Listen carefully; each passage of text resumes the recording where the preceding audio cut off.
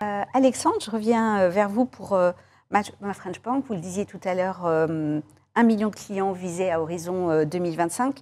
Quels sont les investissements ou les optimisations que vous comptez réaliser pour répondre à ces enjeux très ambitieux?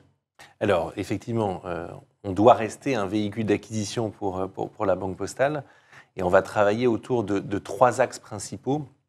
On le voit très bien dans la banque, la valeur expérience est au moins aussi forte que la valeur produit.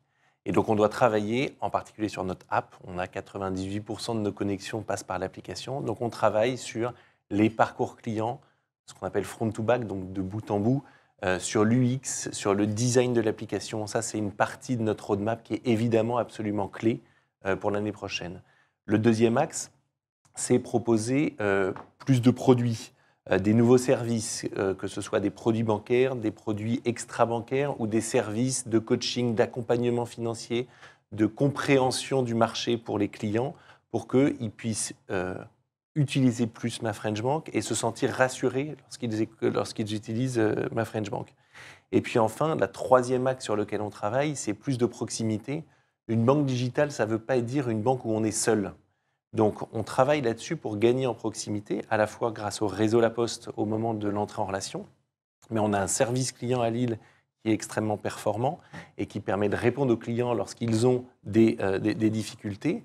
Et puis également, on a un coaching financier qui permet aux clients de créer une meilleure compréhension de leur vie financière, avec en particulier un certain nombre de scénarios que l'on pousse en push notification lorsque des événements se passent sur leur compte bancaire. On a 42 scénarios aujourd'hui qui leur permet, en temps réel, puisqu'on a une banque en temps réel, de comprendre ce qui se passe sur leur compte et de pouvoir réagir si jamais il y a des éléments positifs ou si jamais il y a quelques difficultés.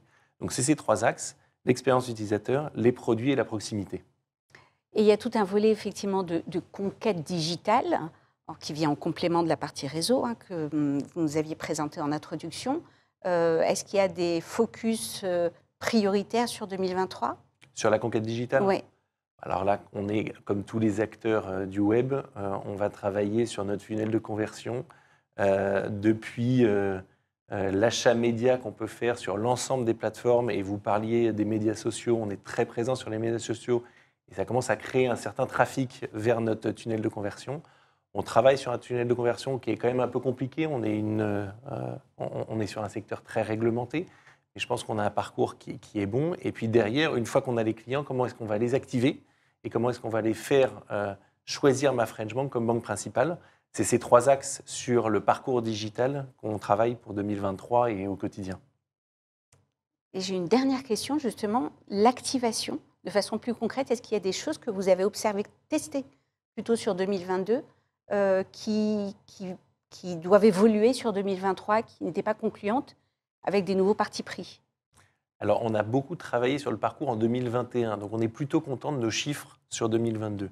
Mais c'est une somme de petites actions qui vont nous faire gagner des petits points de pourcentage. Donc oui, on doit travailler en particulier sur l'animation du fonds de commerce dès le lendemain de l'entrée en relation pour leur expliquer l'ensemble des produits et services qu'ils ont à ma French Bank qu'ils peuvent utiliser au quotidien. C'est là-dessus qu'on va progresser l'année prochaine.